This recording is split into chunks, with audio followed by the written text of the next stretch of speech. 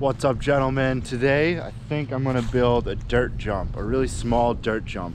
I got a spot right here plotted out.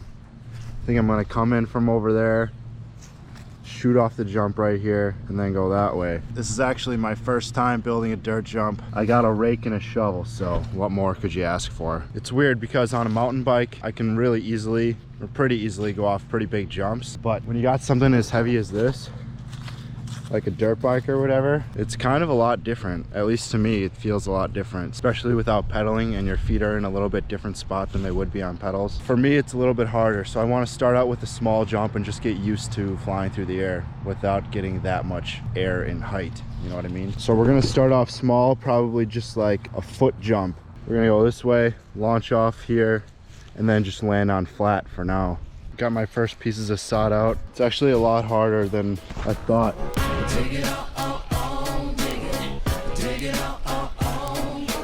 So far I've just been cutting these pieces of sod out of the ground on the two sides of the jump and then moving them to like the front and the middle of the jump.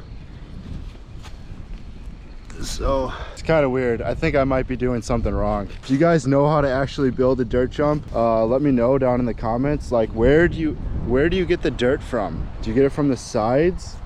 Or like, I feel like digging down the center is a waste of time because you have to put dirt in there anyway. Or do you just get it from somewhere else? Like, should I be like trucking it in from over here or something? I don't know.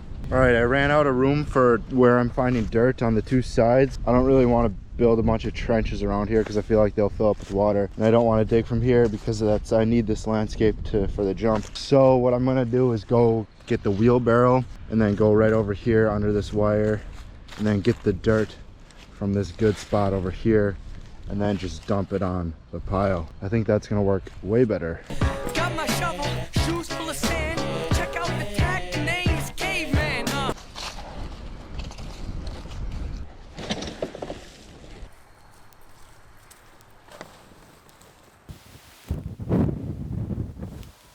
Yeah, so right now I'm gonna try and straighten this out.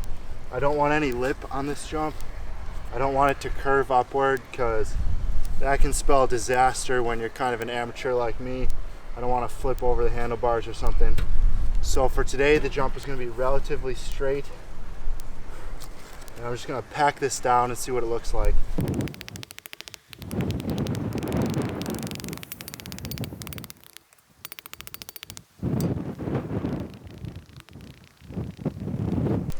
I think it's ready for a test drive. Let's do it. First time off the jump. Let's see how it goes. See if we built this right or if we built it wrong.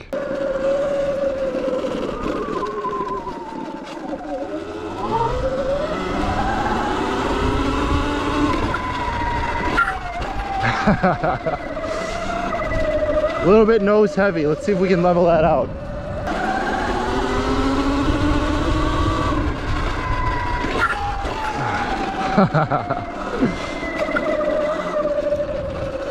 Perfect. I didn't even see any marks from the tire in there, which means it's packed down nice and hard, which is good. Let me move this red thing down on the shock. See how much shock we use on this. See if I need to pump up these shocks. The pump.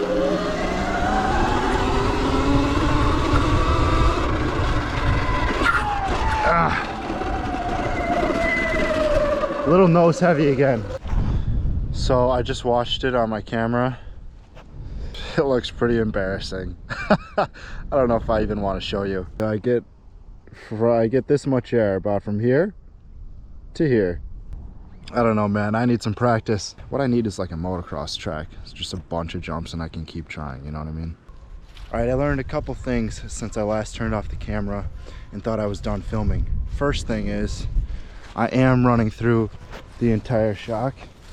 Now these things are pumped up to 160, I think, 160 PSI. So apparently I need to go higher, but I can't find my pump right now. The pump.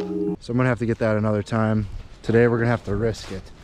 It's pretty much all the way to the top, so I'm not a scientist, but that can't be good. Next thing I learned was I've been hitting the jump a few times now, and I finally figured out what to do with my throttle hand. So before, when I was going off, I just kind of had it like in between the throttle like partially throttled, and that was just causing me to like launch off the jump really uncomfortably, and also whiskey throttling on the landing. I don't know, I just really didn't like the feeling at all. What I figured out is throttle, full throttle however much you want, and then right before you go off the jump, crank it all the way forward so that you're resting on the forward motion like this.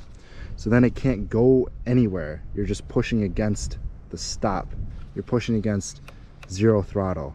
And then, like how I was talking about mountain bike jumping, how it was like way easier. Once you do that and you push your hand forward, then it's like a mountain bike jump, and I can now go off the jump at full speed, and I'm way more comfortable. So let's hit this jump a few more times at full speed with me feeling comfortable. I gotta set up the camera again, but let's do it.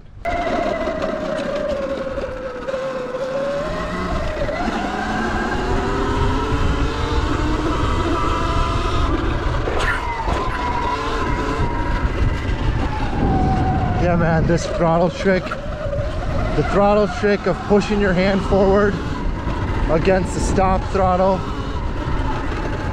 really works. So if you're struggling like I am, if you're struggling like I was, try it out.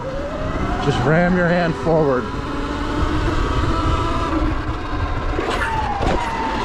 It makes it 1,000 times easier. Let's try to go off really fast this time.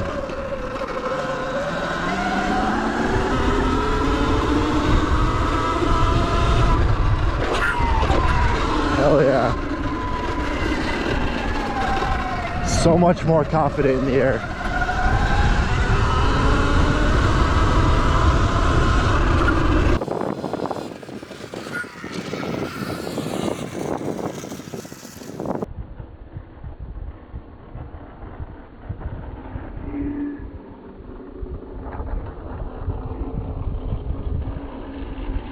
All right guys, hope you enjoyed this video. Next time we're gonna go on a real mountain bike trail, and this is a really nice trail. It's gonna be the first time that I've gone on a real nice, like actually groomed, high quality trail. So stick around and I'll catch you guys later. Peace.